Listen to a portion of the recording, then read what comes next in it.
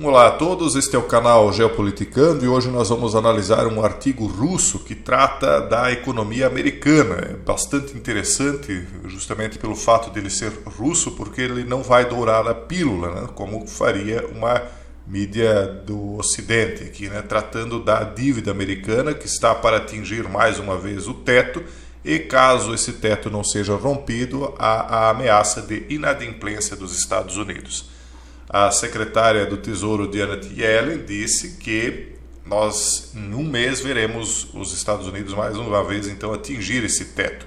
E se até lá os democratas e republicanos não chegarem a um acordo mais uma vez a respeito de romperem mais uma vez esse teto, haverá então um calote nacional que atingirá toda a economia global.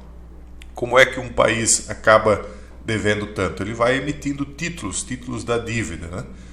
E são todos os países que fazem isso, o Brasil também faz, e caso a maior potência econômica do mundo dê calote, quer dizer, ela não pague mais os juros da dívida, né, ou o capital que seja, imagine o restante do país, ou dos países, aliás, se não iriam aproveitar a carona, né, e também declarar calote.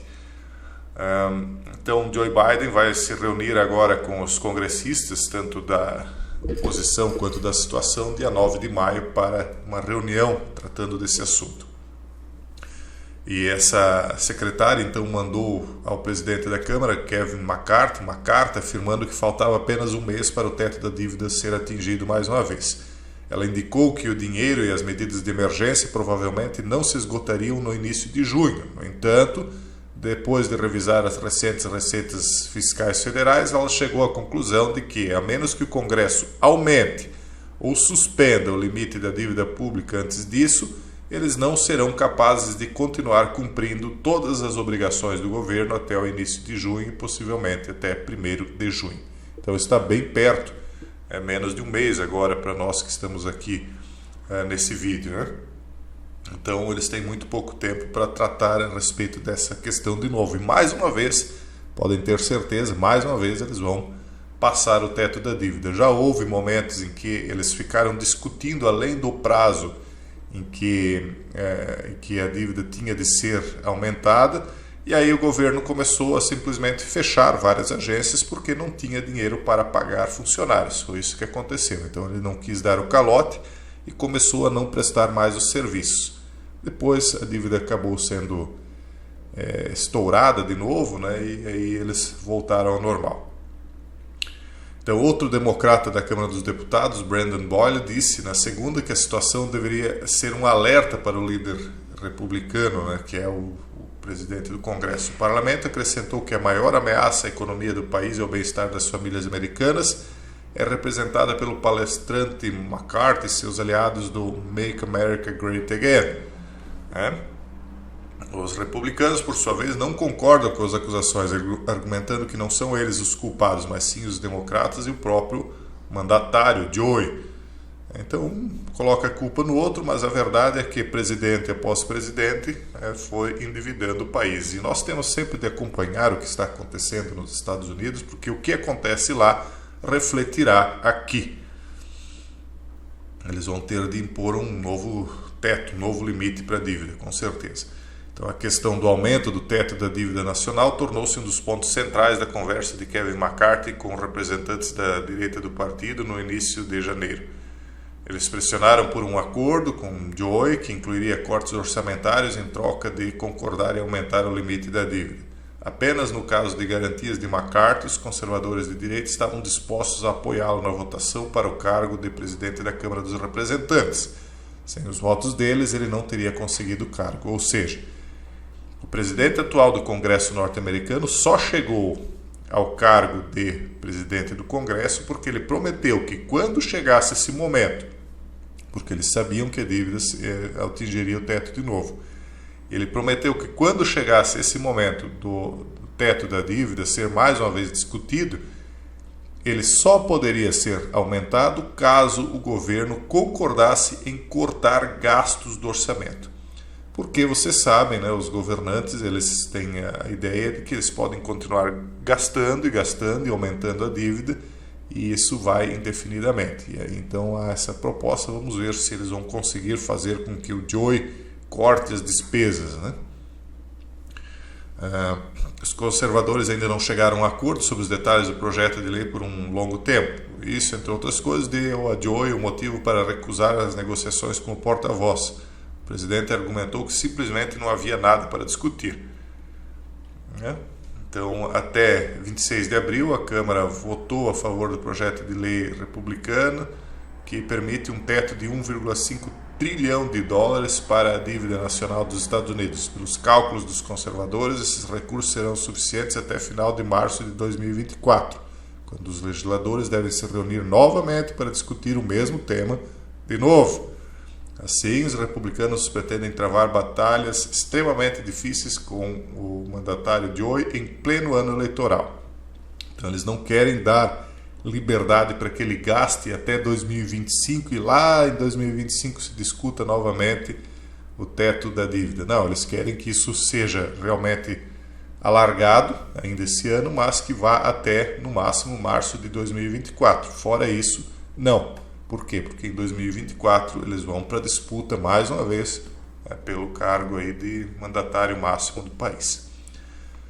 No projeto de lei, eles propõem reduzir significativamente os programas domésticos e pretendem economizar significativamente no financiamento do Pentágono, retornando seus gastos ao nível de 2022 e limitando o crescimento dos gastos a 1% para os anos subsequentes. Como parte do projeto de lei de 300 páginas, eles também querem bloquear o plano de Joe de amortizar os empréstimos estudantis, eliminar o financiamento concessional e tributar a energia verde. Ou seja, eles não querem que o Joe faça campanha com dinheiro público, baixando as dívidas dos estudantes justamente no ano eleitoral. Eles querem que ele cobre sim as dívidas dos estudantes. Não querem que eles querem eliminar o financiamento de concessões tributárias e querem tributo em cima da energia verde. Mas novos projetos na área de perfuração de poços de petróleo, segundo os planos, serão acelerados. A votação do documento seguiu as linhas partidárias. 217 republicanos votaram a favor, 215 democratas votaram contra. Lá eles são muito fiéis, né, às diretrizes do partido. Aqui, às vezes, os deputados acabam indo contra aquilo que os elegeu, né? Bom, resumidamente, pessoal, o que acontece é que essa bolha está cada vez sendo mais inflada, né? Cada vez mais aumentada e cada vez mais pessoas estão dependentes dessa dívida pública nacional, porque ali estão os fundos de pensão, estão vários fundos de investimento, fortunas de vidas inteiras, né? Pessoas que economizaram, estão investindo no Tesouro Americano, contando com isso para o futuro, e também as economias de muitos países, né? Tem muitos países, inclusive o Brasil, que tem títulos da dívida americana. E se acontecer alguma coisa com o governo americano que ele não puder pagar, e a tendência é que em algum momento isso realmente aconteça, a não ser que eles façam como fizeram já no período 2020 e 2022, onde o dinheiro foi imprimido do nada e o valor de compra do dólar foi diluído, né? Ou seja, a inflação ficou galopante no mundo inteiro, porque outros países também copiaram a mesma política. A não ser que eles façam isso reiteradamente sem que o mundo não faça nada, eles não vão mais conseguir pagar em algum momento essa dívida. Só que o mundo já está fazendo alguma coisa. Então, por exemplo, quando a China e o Brasil resolveram negociar diretamente entre si, utilizando reais e ienes, ou yuan, eles fizeram isso porque, primeiro, o dólar foi muito desvalorizado. E, em segundo lugar, porque ele foi usado como um instrumento de ataque geopolítico, porque, por exemplo, a Rússia foi retirada do sistema SWIFT, vários inimigos dos Estados Unidos foram impedidos de utilizar o sistema SWIFT, o sistema bancário internacional, e até mesmo o dólar, de certa maneira, indiretamente. Isso é um dos motivos também porque o Bitcoin e as criptomoedas continuam tendo um certo valor, porque elas possibilitam que as pessoas que estão sancionadas ou os países sancionados acabem negociando internacionalmente e comprem coisas das quais eles estão necessitando, sem deixar rastros, né? Mas essa estratégia americana tem enfraquecido o dólar e tem, por consequência, tornado essa bolha de endividamento cada vez mais frágil, né? Cada vez mais próxima de estourar, o que vai acabar trazendo consequências para o mundo inteiro e muito mais para aqueles que estiverem mais atrelados ao dólar, né? A não ser que eles tirem um coelho da cartola e façam algo aí inesperado. Em algum momento, aqueles que estiverem mais atrelados à dívida pública americana, ao dólar, poderão sofrer maiores consequências. Eles são pessoas altamente especializadas em finanças e economia, as pessoas que dão respaldo à economia norte-americana. Então pode ser que eles consigam criar algum tipo de estratégia aí inovadora, diferente, mas a realidade acaba se impondo para todos, até para os mais poderosos. Ou seja, em algum momento acaba sendo impossível continuar se endividando, porque aqueles que emprestariam ou aqueles que dariam crédito a você ou que comprariam seus títulos, né, acabam não confiando mais. E por conta de tudo que nós temos visto, inclusive nessa questão do sistema bancário que tem começado a falhar aqui e ali, parece que esse dia está cada vez mais próximo. E não será algo bom, tá, pessoal?